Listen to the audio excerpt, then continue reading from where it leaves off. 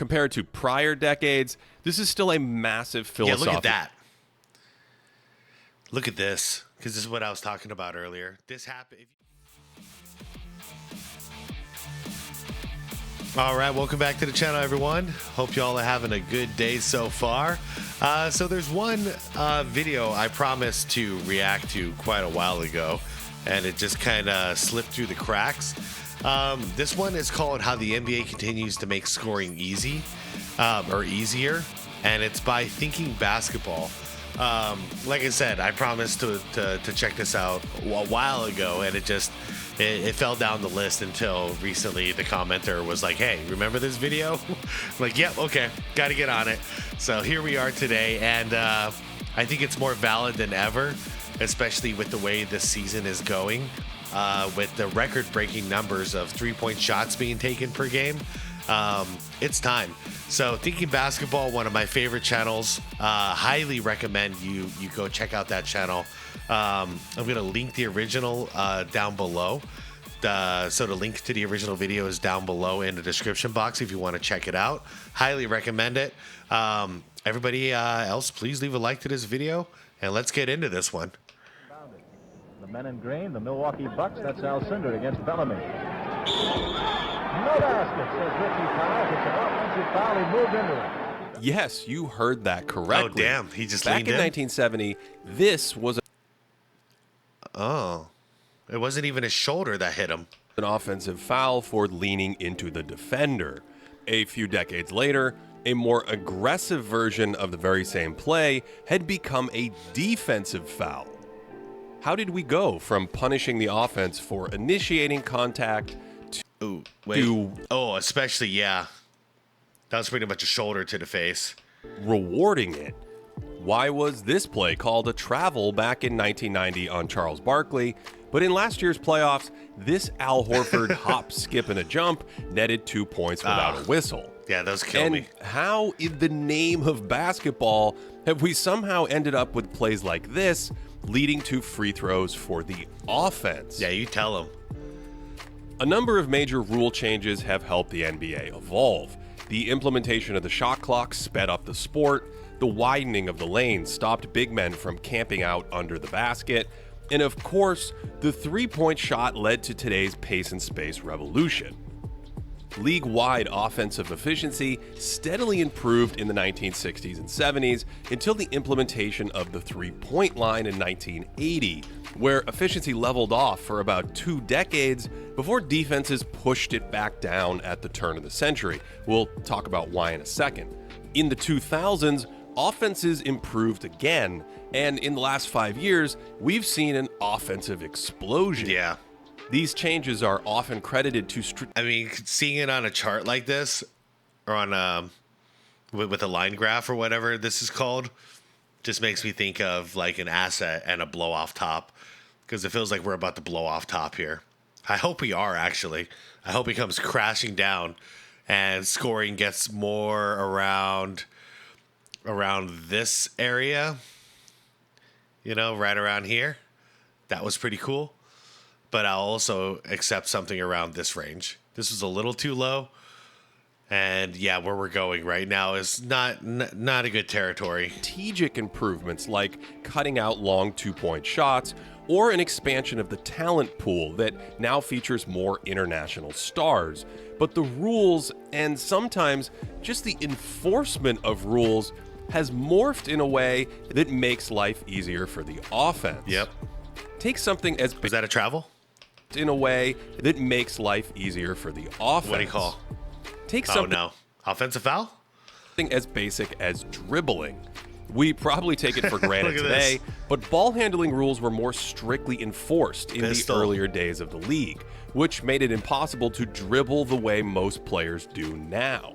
Originally, they were supposed to dribble with their hand on top of the ball, Yep. and they couldn't let the ball sit up and rest in their palm, which slowed down or paused the dribble. I think the first time I saw someone breaking that was Allen Iverson and getting away with it like half of the time, but they would call him for palming the other half the time. Versions of these limitations are still in the official rulebook today, although the language now allows a player to put his hand under the rock as long as he doesn't carry it.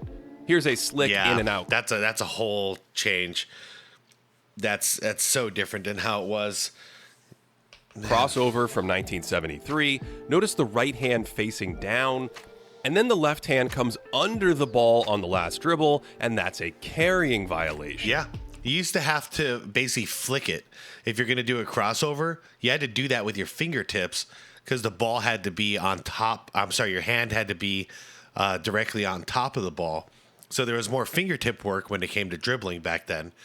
But now you can literally just put your hand under the ball and then just do a quick crossover like that. It's so much easier. Here's another carry from 1978 where Julius Erving seems to just fumble the ball, but those were stricter times. Since pausing and cupping the ball is easier, players have been pushing the boundaries for decades. Here the hand is just slightly on the side of the ball with a minor wrist turn, and Erving gets away with a similar technique, turning the ball from its side before detonating on some redhead. He only got away with that because it was so quick. By the 80s, this slight cupping and rotating of the wrist was no longer called a violation. That meant the hand could sneak lower and even under the ball occasionally for better control, which meant that players could sometimes carry it without a whistle, in this case pushing the ball mid-flight to execute the crossover. By the end of the 80s, the best dribblers were able to get underneath and turn the ball like this for maximum control, and so normal dribbling in the 90s involved more of this turning and controlling of the ball, sometimes even cupping it. Yeah. With the hand underneath it, players could pause the dribble. Yeah, this is when I saw it get to the extreme. A little more. Chauncey Billups actually scoops the ball upwards after restarting his dribble, then pauses it on the hesitation before carrying it across his body with the crossover, which would have been a whistle in prior eras. That would have been multiple whistles. Some additional cupping and pushing has been normalized in recent years. And now I see a ton of just a hand under the ball, and that's where I have a problem with it. Because that's where the dribble, it used to be considered stopped. I get it with angles of the top, fine. It should still be like considered the top of the ball. It's a top of the ball range. But the second your hand goes underneath the ball, you've now stopped your dribble. You put your hand under the ball to hold the ball. And the second you hold the ball, you've now sacrificed your dribble. It's over. But now they can get away with it. Those players dribble with their hand underneath the ball to turn it and control it, and those plays are becoming more common without being called for a violation. It's too easy. So we've gone from this to this in about half a century without the actual rules really changing. And then you add the extra steps they're allowed to take, and it's just like, what is this sport? Many of these dribbles are in violation of the rule book, but in effect, they're legal today because the whistle is never blown. This has also happened with traveling, where players used to be held to 2 strict steps after releasing their last dribble. But today things are a little different. How many steps, man? But today things are 1, 2, 3, little different. 4. So even if you want to consider that first one a gather step, he still took 3 additional steps. In the 70s, there were and he bricked a layup. Oh, shoot. Traveling calls that don't look like travels anymore. They were so militant about travels that even in slow motion, it's hard to see them. Magic Johnson's right foot takes a step. Then if you even dragged your pivot foot like an inch, it's a travel. His left, then I guess his right moves 3 inches. Yeah. And I think the replay officials at the time would have said it was the right call. Here's a play. Yeah, because back then, literally, his right foot was dictated as the pivot foot. He planted that one down. Then his left. See? So he planted it, and then he gathered right there with his left. So if this right foot shifts even a tiny bit, it's a travel back then. Then I guess his right moves 3 inches. And I think the little, replay officials at the time would have said it was the right call. Here's a play from 1972 that isn't a travel under any interpretation, but it was called nonetheless. And even in the 80s, certain I want to see it again. I'm sorry, you guys. Interpretation, but it was called nonetheless. I don't even know what he did there. Even in the 80s, certain spin moves were endangered of being whistled for a walk. The earliest full-on Euro step I found was from 1982, and that long, decelerated stride was instantly called illegal. And many of these plays were whistled because there was no gather step back then. Man, this is brutal right here. Many of these plays were whistled. Plant, so it's your left. It's probably because he shuffled leading up to it. Rated stride was instantly called illegal. And many of these plays were okay, left whistled because left is planted. Okay. So there was dude, that's not a travel. It's not a travel at all. No gather step back then. That's the count fair. used to start on the last dribble. So at best, this was 1, 2, 3 steps and a turnover. Yeah. Scottie Pippen got away with the gather step a ton in the 90s, but it still wasn't honored in many situations. This would never be called a travel today, but in 1996, it was too many dance steps on the last 2, 3. dribble. Yeah, that's travel. Fast forward 10 or 15 years when the gather was unofficially accepted, and this Manu Ginobili sorcery was viewed as a legal 2-step play 1, instead of 2, a 4-step 3. travel. Yeah.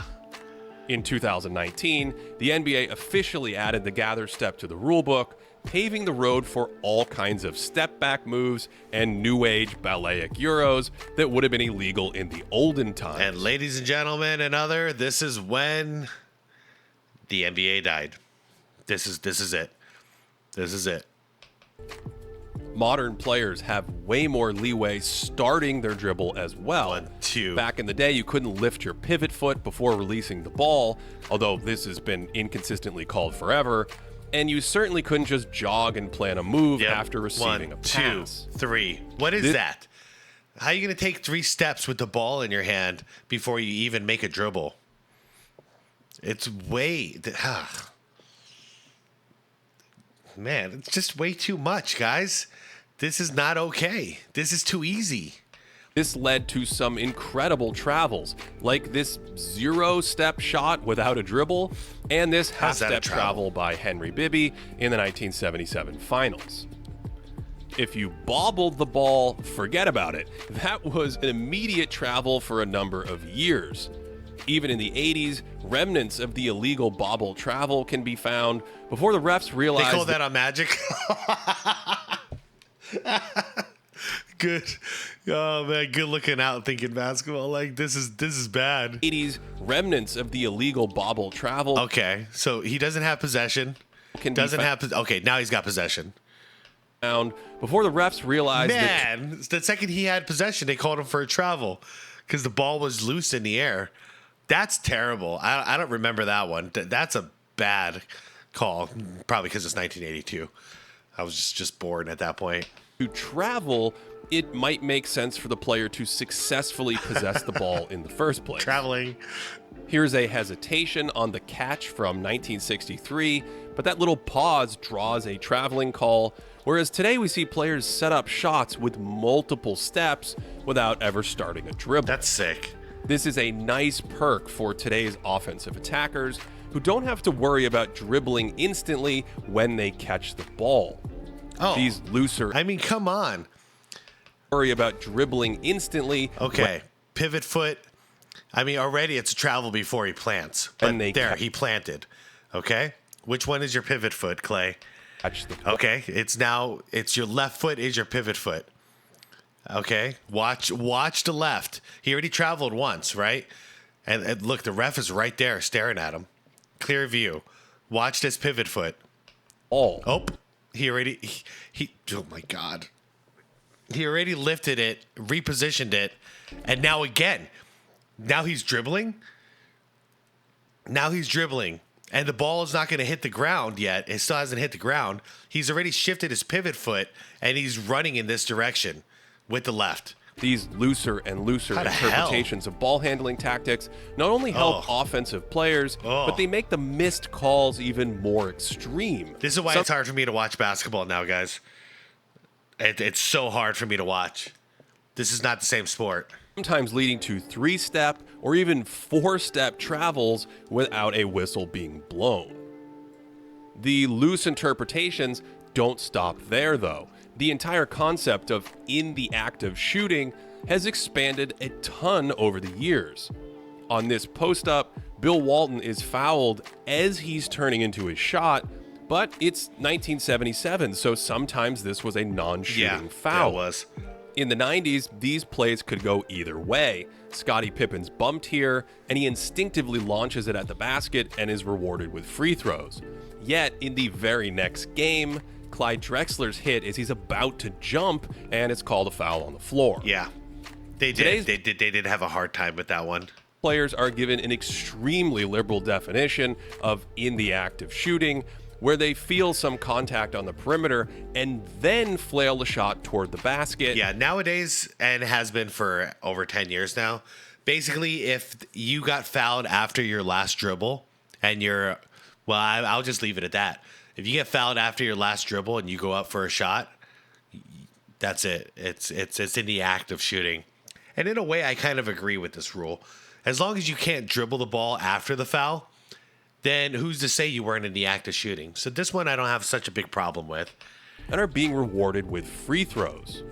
Ironically, the league put out a video in 2017 explaining exactly what constitutes in the act, declaring that on drives in this area, the act of shooting starts after the gather, and on outside shots, it starts on the upward shooting motion. Even with that, players are repeatedly fouled on the floor and then receive free throws for gathering and shooting after that contact. In essence, these calls the problem with nowadays, though, is that this shouldn't be a foul at all. So that's what the problem is this should be fair game. And shooting. So, yeah, if you would have hacked him, hacked his arm or shoved him or something, yeah, fine. Give him a couple free throws because he did this right. But, yeah, it's just not a foul. That's the bigger problem. After that contact. What is that? In essence, these calls take what used to be a side out of bounds and replace it with an 80% shot. See, that's not a foul either, but nowadays it is. It's so weak. So soft. So, without changing many rules, interpreting them differently over the years has been a huge boon for offenses, and we haven't even touched, arguably, the single biggest interpretation change of them all. There were some quirky old NBA rules that are wild to look back on, like awarding 3 free throws in order to make 2 on shooting fouls in the bonus. Before 1970, putbacks off missed free throws only counted as a single point, and that point went to the free throw shooter, not the rebounder. And I didn't know that. Among other oddities, pinning the ball against the backboard was actually goaltending for some period of time. Oh, come on. I have no idea when this stopped, but it apparently didn't fly back at the beginning of the 70s. Dude, that sucks. It off the backboard, which is illegal. Perhaps the biggest shift of all... That should not be illegal. It's a block. Is how physical contact has been officiated, and specifically who has been rewarded or punished for initiating contact. Yeah. This is an offensive foul because the attacker lowers his shoulder into the defender, even if there isn't a ton of contact. Oh my God, yeah. With the old rules, LeBron would get fouled out every single game, just off offensive fouls alone, because that's his one move: lower the shoulder and go right into the player's chest. His other move is shoot open threes, but this is his main move, which is drive, lower shoulder, initiate contact, and then get the foul called in his favor. It would not work in any other era than the current era. In the 60s and 70s, offensive players didn't even have to make contact. Yeah. Just the act of leaning in or jumping into a defender could draw an offensive foul. That meant it was common for offensive fouls to be called when defenders slid in front of the ball without falling over. Yeah, that's too far. Way too far. Like I say, the golden era was the 90s, everyone. I'm gonna always stick with it when it comes to the rules. It's just it was perfect. They had the game nailed perfectly. Today, this would be a no call, but in 1971, Walt Hazzard was whistled for dipping his shoulder into the defender who beat him to the spot. It didn't matter if the defender kept moving or even jumped. There was simply little tolerance for the offense jumping into defenders and initiating contact. This might not look like a defensive foul, but that's because there was less physicality in general during that era. Defenders would armbar and hand check, but the slightest nudge or bump could be called a foul. He was holding on to his trunks, too. The 60s has this reputation for being tough and rugged, but there wasn't much contact allowed in space and with the ball. That was a reach. By the 80s, hand fighting and physical contact was more commonly allowed on drives like this, and in the 90s, they let plenty go as well. That's a solid push to the shoulder that goes uncalled there. That's so much contact on both sides of the ball right there. And that was a constant thing. Defender puts his arm or his hand on you. The offensive player is allowed to bat that hand away. So it was this constant struggle. Like I said, hand checking. Hand checking is a big deal. And I wish we can get it back. Physicality probably peaked in the early 2000s, where there was a ton of contact away from the ball at times, and some of these contests felt like rugby matches instead of a basketball game. There was plenty of contact allowed on the ball as well. After this ruggedness ground scoring to a halt, the league made a concerted effort to give perimeter players more freedom of movement. But in most areas, the game is still far more physical than it was in the 60s and 70s. This kind of hand fighting probably wouldn't be permitted back then, and there was no foul at the end of this play despite contact. So, because there was less contact in general, especially out in space on drives like this, initiating contact was frequently whistled as a foul on the offense. This started to balance out a little more in the 80s as the game became more physical. A little lean in by Isaiah Thomas was a defensive foul here, but in the very same half, this little bump on a post-up was called on the offense. Wow.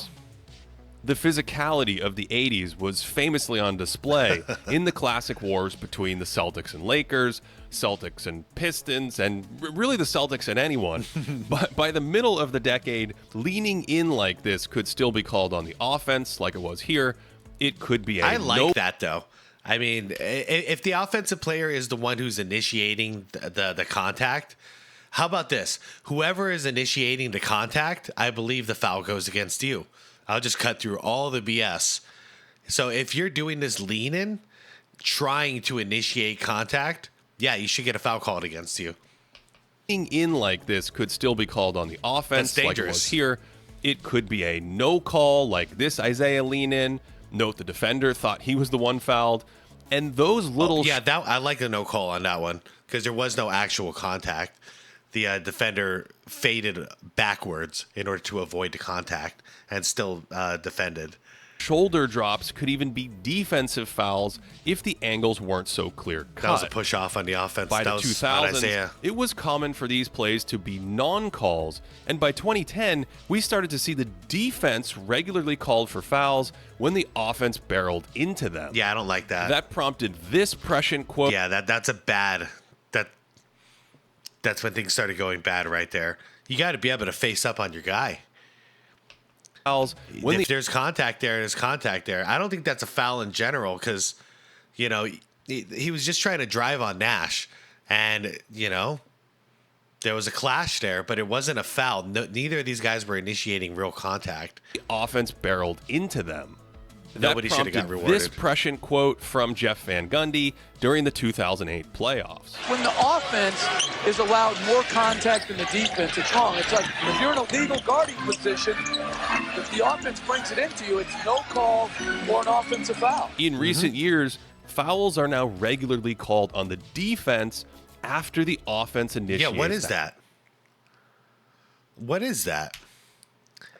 I'd be more in favor of a no call than a yes call on this. Fouls are now regularly called on the defense. Yeah, no, he lowered his shoulder and barreled into him. Then this is not a charge, though. because he's not planted. But this is also not a defensive foul by any means. After the offense initiates Let him play that on. contact. This happens a lot on drives, dropping a shoulder into the defender to create contact and often earn the offense free throws. Yeah, that's... Yeah, they got to change the rules on offensive fouls because that should be an offensive foul. Yes, the defender's not planted, but you can't throw a shoulder and an elbow into somebody and expect to get a call in your favor. Sometimes this comes in the form of veering back into the I hate defender, that. running alongside the ball handler, although the league made it a point of emphasis to call these offensive fouls in 2022. Yeah. But there were no shortage of defensive fouls this year for offensive players leaning in while running alongside defenders. Another popular way to create contact is up faking and then jumping into defenders. Oh, man, he just elbowed.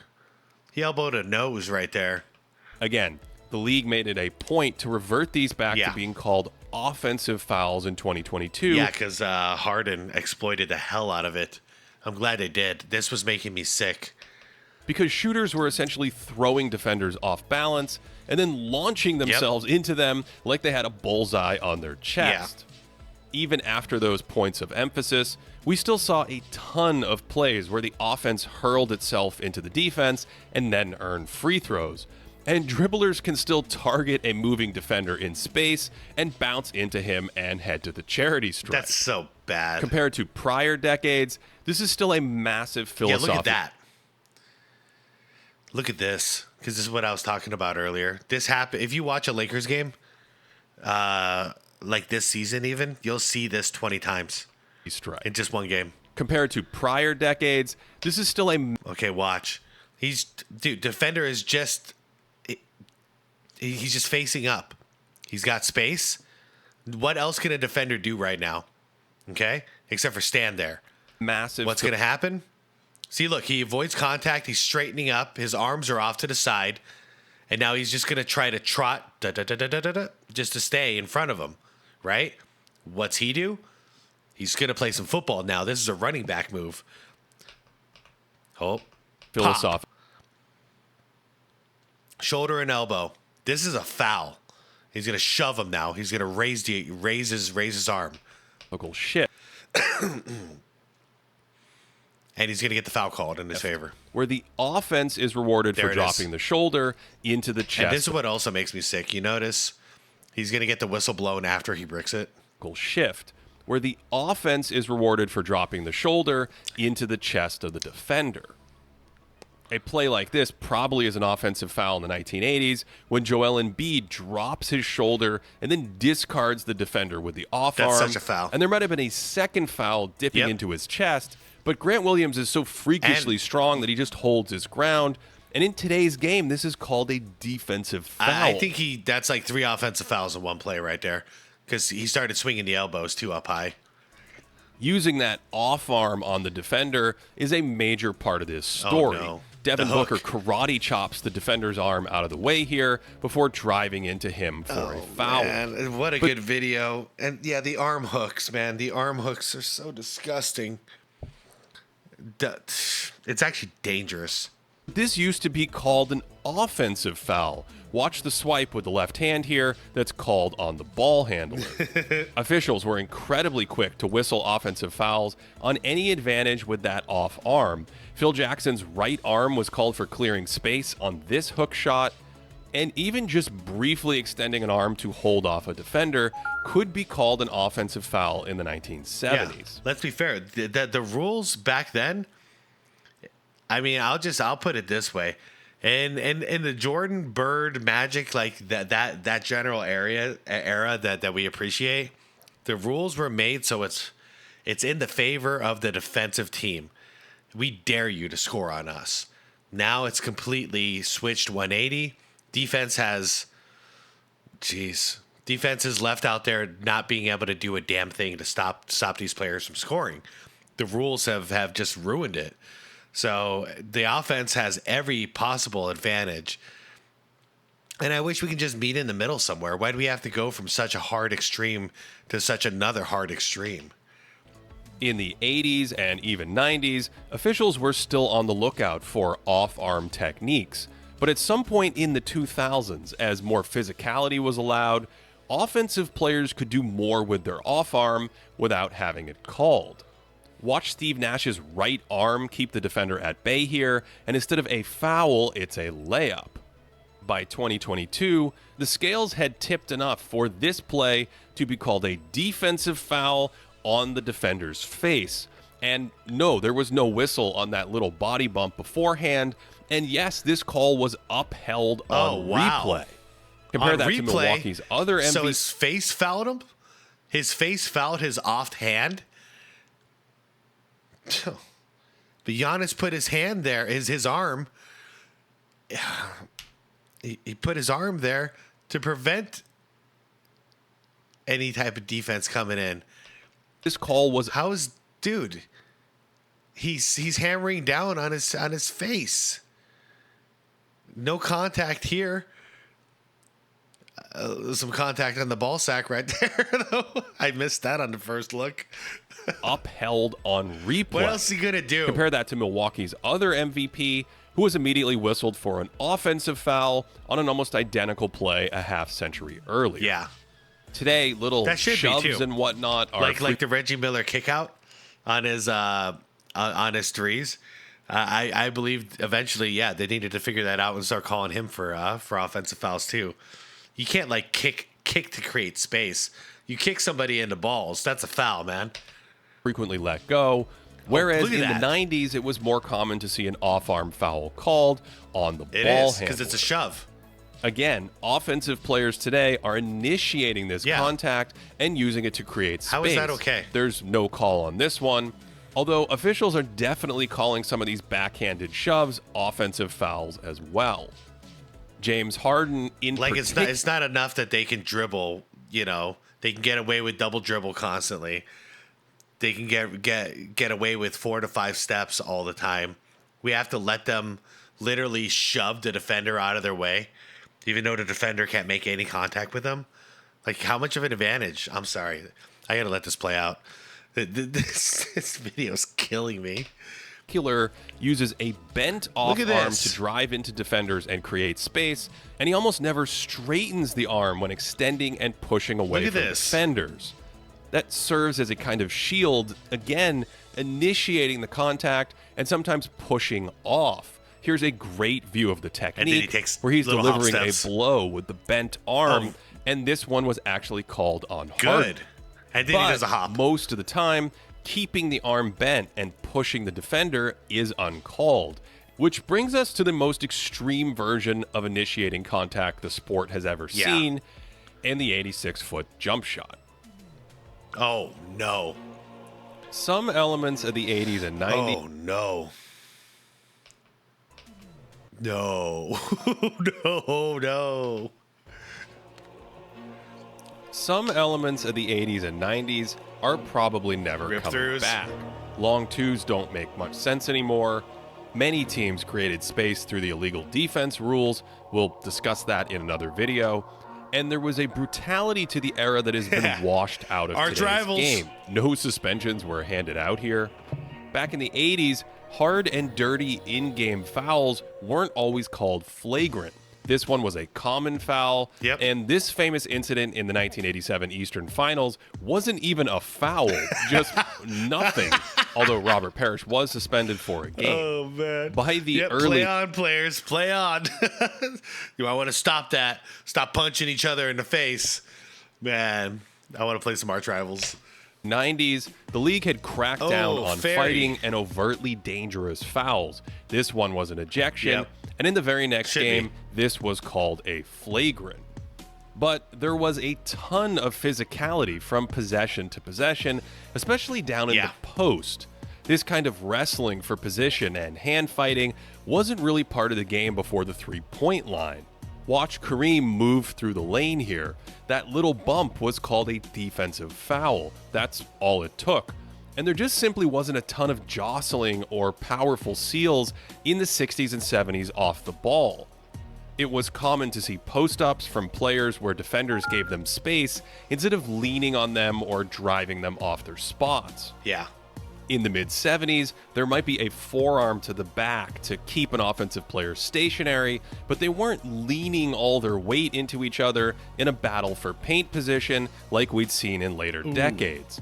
Listen to the broadcasters marvel at how physical Walt Bellamy is back in Abdul-Jabbar's first game. Bellamy really working him over away from the ball now. He's leaning on him, hitting him with the elbow around the waist. Look at that elbow. There you see Look at the that elbow on his Yep. wrist here. Look at that. Bellamy using that weight. Wilt Chamberlain was actually called for an offensive foul for backing down here, but in the 90s and 2000s, the power back down was a staple for the strongest players in the sport, like Shaquille O'Neal. Yeah, Charles Barkley, man. Charles Barkley opened that door.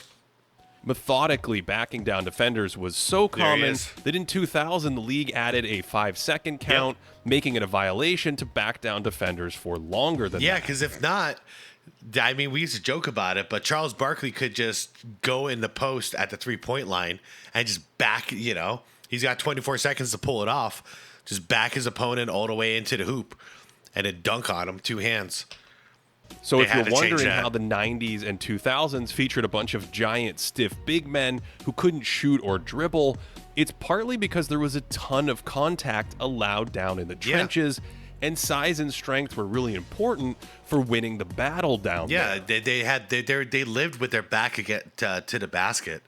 So how much finesse do you want at that point? It's not an ISO play in the post. The post is like a battleground. But something you didn't see in any of these positional battles was flopping. Nope.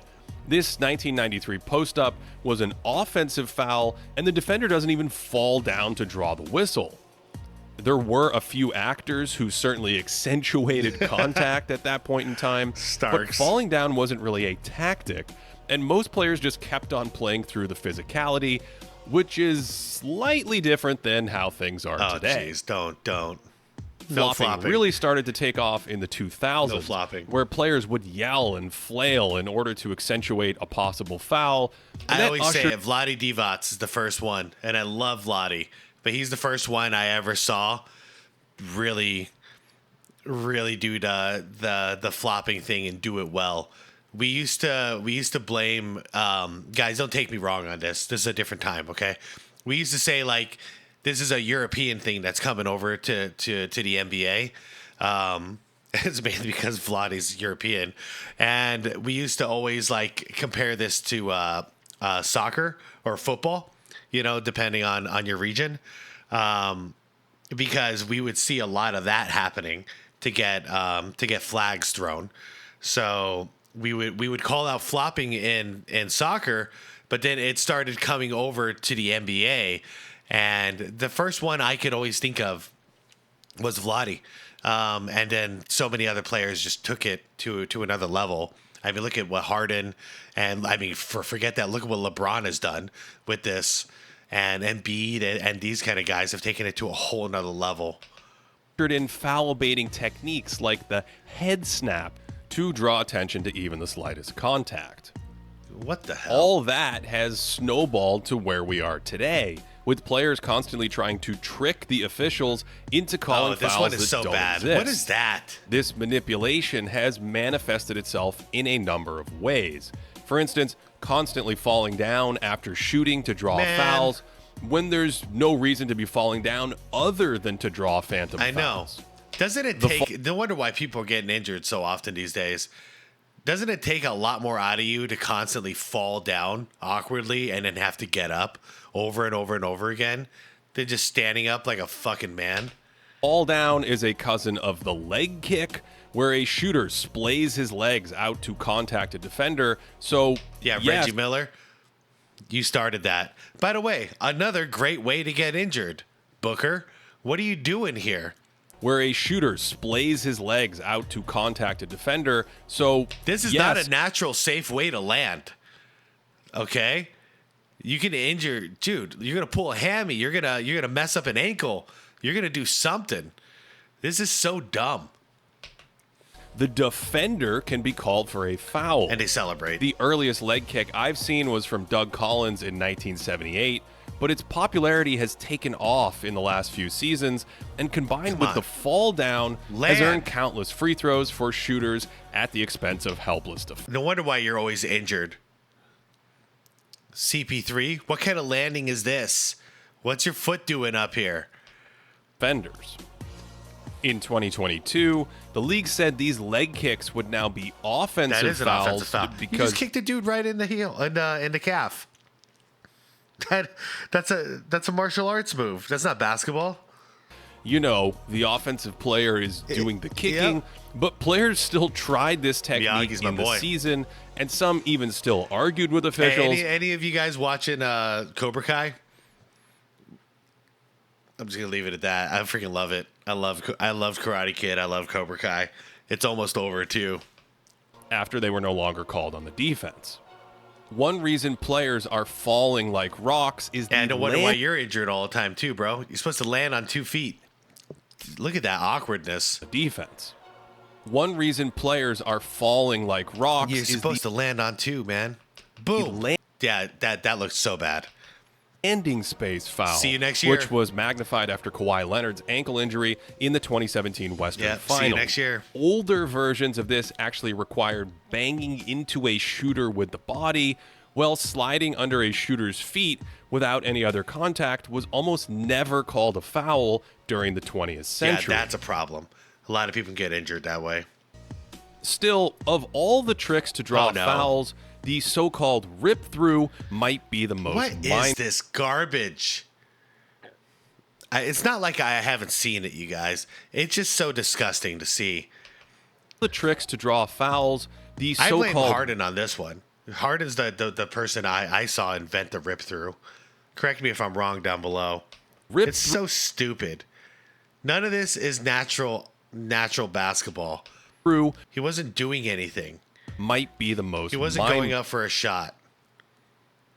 Man, freaking modern NBA. Boggling. Tim Duncan had a more primitive rip through, whipping his arms up into the defender, knowing he would draw contact. That's not the same. That's not the same. He was going up for a shot. Free throws. And Kobe Bryant was one of the first players to overtly use the technique. Notice how he targets the defender's arm instead of rising up in his normal motion. Oh. So that's not so much a rip through. It was like I don't even know what to call that. That was something different. I do remember that too. They started calling him on this after he who'd he smack in the face? He smacked someone in the face really hard. Someone on Dallas. Rip through epitomizes this philosophical shift that rewards offensive players for initiating the contact instead of punishing them. The entire idea behind the move is that instead of trying to shoot, the offensive player tries to swing his arms into the defender's often stationary arm. And at this point, the arm can really be anywhere. Yeah. This play was a defensive foul. Why? Trae Young feels the defender getting close, so he just rips and flails to draw. Dude, that was good defense. He did everything from underneath the basketball. No contact. This was actually turned into a non-call on review. That's a steal, and in a Hall of Fame level sequence, Joel Embiid tries the rip through multiple times and ends up throwing the ball off the defender. All this ripping through has spawned the off-arm hook, where the offensive player hooks the defender's arm instead of gathering the ball in a natural motion. And again, this was being called a defensive foul until 2022, although this year we still saw some of the most incredible fouls in league history. Harden trips and rips into the defender while falling over, and ladies and gentlemen, he didn't actually lose the ball. Him 2 free throws. To say we've come a long way from the days where this was called an offensive foul feels like an understatement. Yeah, it's not the same game. Players are now playing with their hands literally clasped behind their back to take away the target of the rip-through. If we look at shooting fouls per 100 two-point shot attempts, we see a big jump in 2005 when the league relaxed contact on the perimeter, and then a fairly steady ratio until the 2020 season, when shooting fouls spiked in the bubble and have remained incredibly high. Meanwhile, the dribbling and traveling changes have helped suppress turnovers. Yes, strategy and skill development play a role in this entire story, but the rules also make it easier to maintain possession now compared to the 80s or the 60s. It was far more common then to see teams apply pressure to force shaky ball handlers into turnovers, and one easy way to help dribblers in those spots is by setting a screen. Screens originally had to be set well before the defender arrived. That last-second hop was a moving screen, and even though this screen was set, the little turn was enough to draw a moving screen call in the 1970s. In the 90s, screeners started to use their arms more and lean into defenders, and that evolved into something akin to blocking for the quarterback. Karl Malone pushes and then slides with the defender here, helping John Stockton send the Jazz to the 97 finals. In the 80s, it was hard to get away with flipping a screen on top of the defender like this without giving him space. And you couldn't just slide into a defender's path at the last second without drawing a call. By the 2000s, it was far more common for screeners to kind of move through a defender's path while rolling, and players could have way more movement on their screens without being fully set. Today, you're supposed to give a defender the chance to change directions, but blocking tactics like this are rarely called on the screener. The big advantages screeners have now is they can often move into players' bodies to pick them like this instead of waiting for them in their path. They can move at the last second, sometimes repeatedly, to flip or reset a screen. This is so illegal. Yeah, Rick Barry went off. There was that recent video I reacted to where Rick Barry just goes off on this. That they're allowed to do this now, though, so it's not the player's fault. It's the rules. If you're going to allow them to do these kind of illegal moving screens at the last second, then it's not the player's fault. Look at this. Used to be, okay, you planted yourself here. That's it. First off, you can't have your legs spread like this. You'd have to straight up and down plant. But say he was planted up and down like this, okay? He can't move, okay? It's up to Luka now to bait his defender inward, okay? So the defender would be somewhere around here, and then Luka can come around and lead him right into the screen. Now he can be wide open. Steph has to decide whether he's going to switch off. That's how offense works. All right, but look at the difference here. I said he had to plant, right? No, he's moving. To flip look, he's leaning in now. He's leaning in to the defender. He set a screen. Now he's shoving him in the back. That originally he sandwiched him against Steph. That's unbelievable. Unbelievable. And they can even get away with turning and driving through players like an NFL lineman. A huge number of screens in any given game now would have been illegal in 1972, and the same can be said for many other types of plays. A play like this in a prior era could have been called a travel, then an offensive foul for pushing off, then a travel for shuffling the feet. He switches pivot feet again. How many advantages do we give these guys on offense? Then an offensive foul for 2 offensive fouls and 2 travels. Jumping into the defender. But he gets this rewarded. Play could have stopped with an illegal dribble, then maybe an offensive foul for leaning in, possibly a travel, and continuation wouldn't have been awarded by a number of old officials. The big takeaway here, at least for me, is that the game... I do say the golden era officially was over by 2010. The game has evolved and continues to evolve even when changes aren't formally made to the rule book. Some of these changes have made the game just that alone. Hold on. Formally made to the rule book. Okay. Dribble. Some of these 1, 2, 3 have made 3 steps until his next dribble. Made the game far more entertaining. And for my money, some have gone too far to cripple defenders and reward players for manipulating refs. Yeah. So, yes, strategy and training tactics have improved. Whoa, is Steph doing his blind? So, yeah. Is that to obscure his vision? Strategy and training tactics have improved. The talent pool is deeper than ever, but the way the game is officiated also plays a big part in this story, and it's one reason why we're living in the friendliest offensive environment the NBA has ever seen. To support this channel, check out patreon.com/thinkingbasketball. We have additional content, a ton of historical stats, and a Discord community that is well-versed in league history.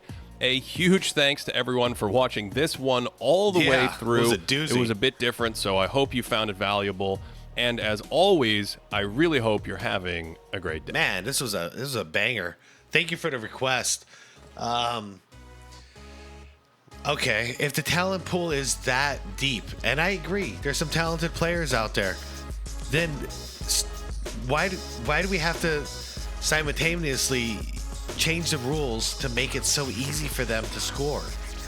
Make it challenging. It'll get entertaining that way. You know, people have to get more. It'll bring back the creativity on the offensive end. People won't be looking exactly the same as each other as far as their play style on offense. It'll improve the game so much. It'll allow defense to come back. And then we'll stop calling this generation soft, because I stand by it. I mean, you know, I take a lot of heat in the comments from you guys about the stance, but this is because of the rules. If this video hasn't shown you that whenever you change the rules, the players have to fall in line to what those new rules are, I don't know what will. Because right now, the players are just adapting to what the rules allow them to do. And they're allowing the offense to do anything they possibly want and get away with it, and then also get rewarded with free throws. And on defense, the rules are dictating that they can't play a lick of defense without getting fouls called against them and getting into foul trouble. So how can they play defense? Take a dude like me, who's used to the 80s and 90s and early 2000s. I can't play defense in the modern league. I'm not allowed to. I'm going to get in foul trouble within the first quarter, and I'm going to be sitting my happy ass on the bench. They don't allow defense anymore. So it's not so the softness of the players is a result of the rules. Are they soft and entitled and spoiled?